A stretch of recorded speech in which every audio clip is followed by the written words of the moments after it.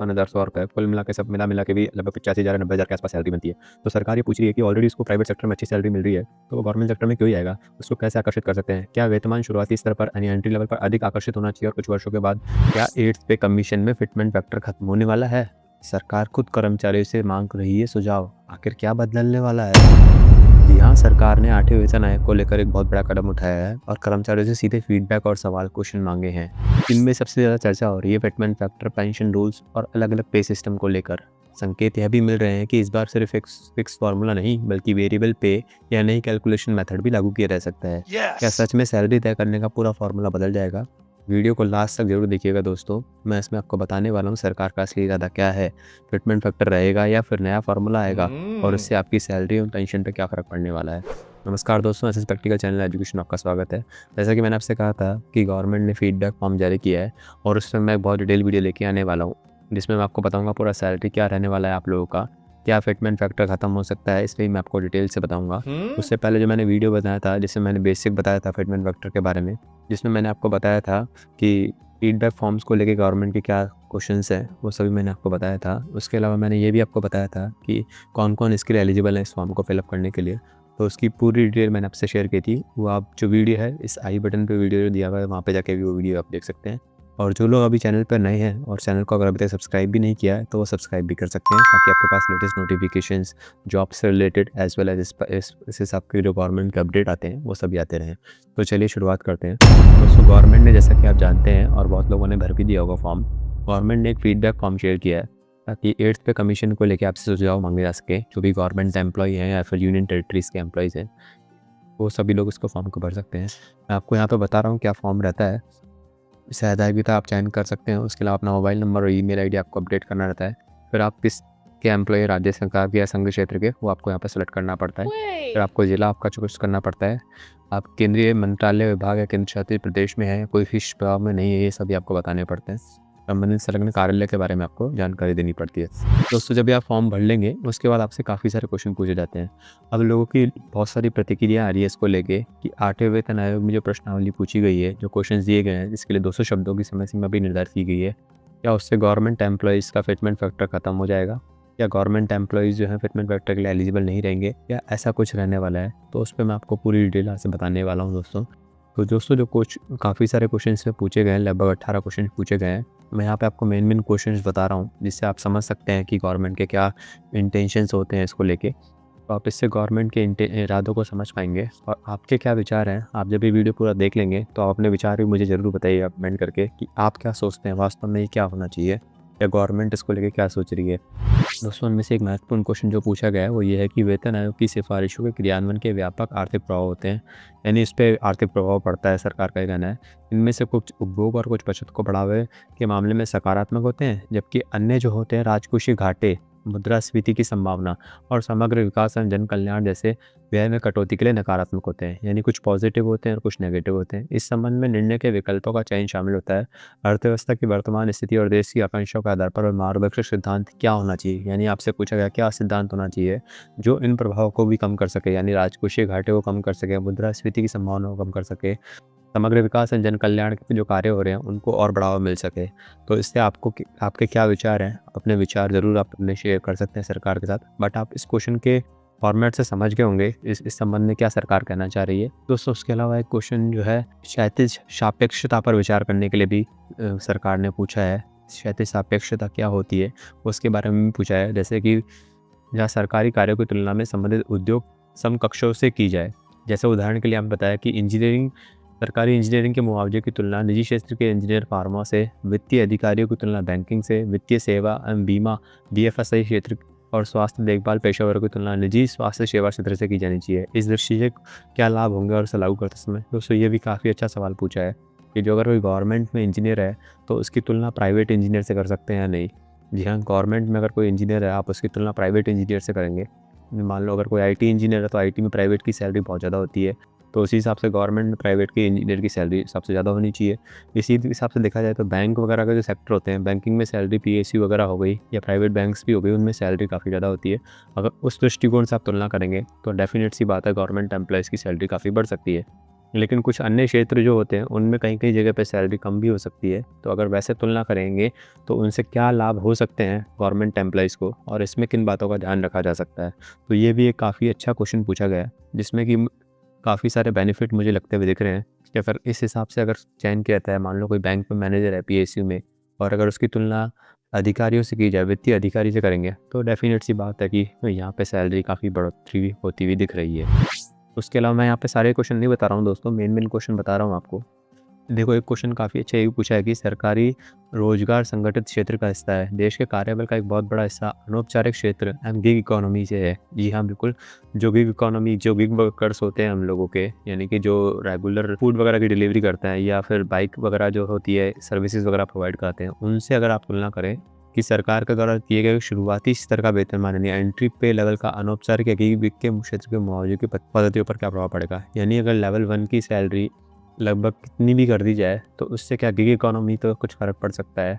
ये भी सरकार ने काफ़ी अच्छा सवाल पूछा है।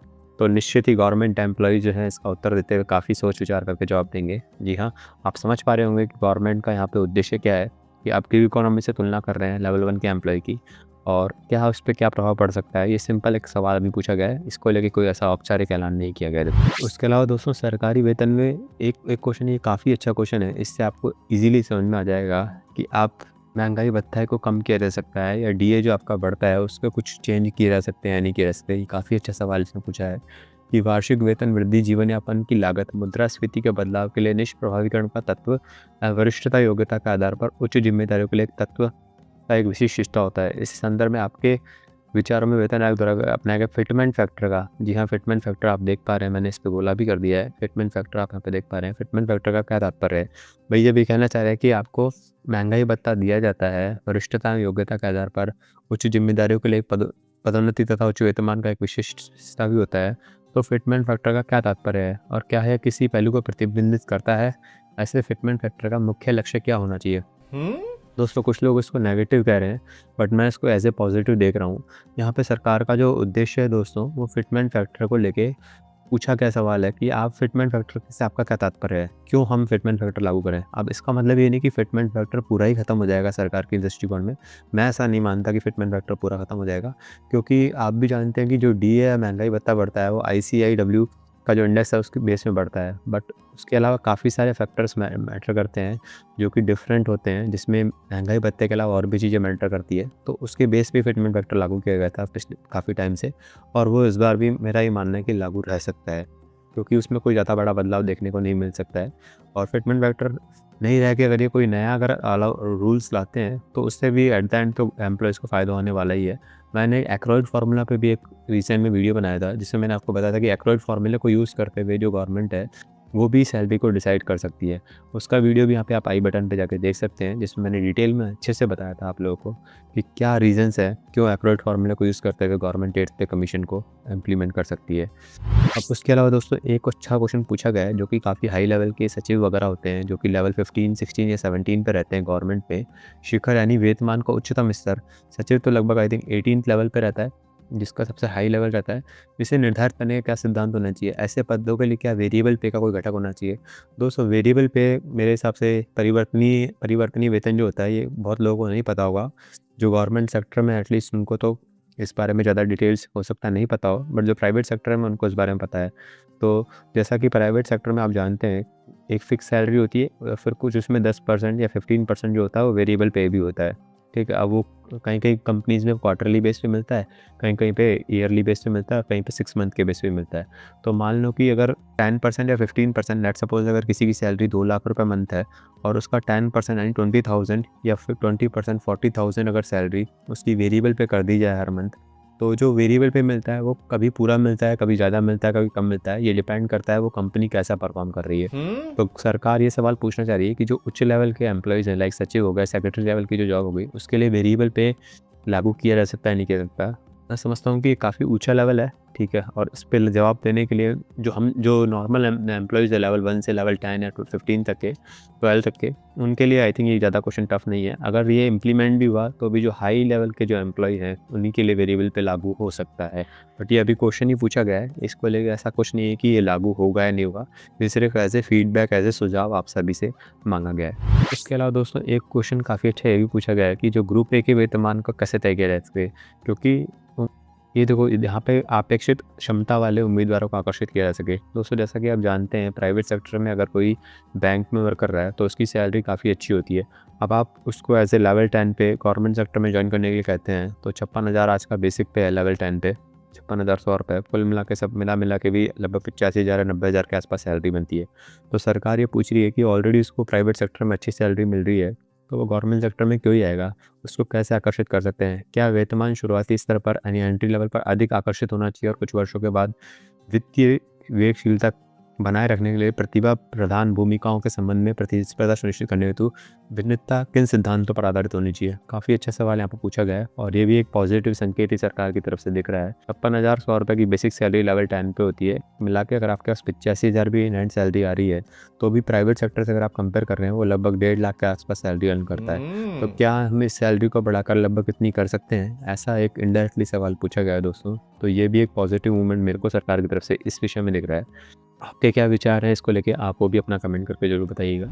उसके अलावा दोस्तों एक अच्छा सवाल ये भी पूछा गया कि विभिन्न वेतनमानों के संबंध में वेतन वृद्धि की दरें और आवृत्ति की दरें कैसे निर्धारित होनी चाहिए? क्या ये समान रहनी चाहिए अथवा सेवा के दौरान विभिन्न वेतनमानों समय अवधियों में भिन्न होनी चाहिए? यानी इंक्रीमेंट जो होता है, अभी तक तो आप जानते हैं 3% का इंक्रीमेंट बेसिक पे हर साल लगता है। तो सरकार इस बार ये चाह रही है कि इस हिसाब से क्वेश्चन पूछा गया है कि या ये एक समान रहना चाहिए या फिर सेवा के दौरान ये कम या ज़्यादा भी हो सकता है। तो दोस्तों ये भी एक अलग-अलग दृष्टिकोण से लोग इसको देख सकते हैं। कुछ लोग जो होते हैं वो गवर्नमेंट में रह के अगर ज़्यादा वर्कलोड उनके पास नहीं है या कम कार्य कर रहे हैं तो ये सोच रहे हो कि सबको इक्वल होना चाहिए या फिर कम ज़्यादा होना चाहिए। और जो अच्छे एम्प्लॉइज़ हैं जो काफ़ी मेहनत कर रहे हैं तो उनके लिए काफ़ी ज़्यादा प्लस पॉइंट भी मैं कह सकता हूँ हो सकता है, क्योंकि वो ऑलरेडी अच्छे वर्क कर रहे हैं तो उनको 3% ही क्यों मिले, उनको तो ज़्यादा ही मिलना चाहिए। तो इस सेवा के दौरान विभिन्न वेतनमानों अथवा समय अवधियों में भिन्न होनी चाहिए या नहीं होनी चाहिए, ये भी काफ़ी अच्छा मूव दिख रहा है मुझे सरकार की तरफ से। आप अपने विचार भी मुझे दोस्तों बता सकते हैं। तो अभी ये क्वेश्चन जो थे मुझे मेन लगे। इसके अलावा कुछ क्वेश्चन दोस्तों पेंशन को लेके पूछे गए हैं और कुछ जो क्वेश्चंस हैं दोस्तों वो रेलवे के जो एम्प्लॉई है उनको लेके एक विशिष्ट पैकेज की भी बात यहाँ पे की जा सकती है। उसके अलावा जो साइंटिस्ट वगैरह हैं उनके लिए भी काफ़ी सारे अपॉर्चुनिटीज़ रह सकती है। ऐसा को इस टाइप से क्वेश्चन पूछे गए हैं। तो आप वो भी वीडियो मैं जल्दी लेके आऊँगा आप लोगों के लिए। और उसके अलावा आप अगर अपने विचार मुझे शेयर कर सकते हैं और अगर चैनल को अभी सब्सक्राइब नहीं किया तो चैनल को भी सब्सक्राइब कर दीजिएगा। थैंक यू सो मच दोस्तों for watching the video and have a good day.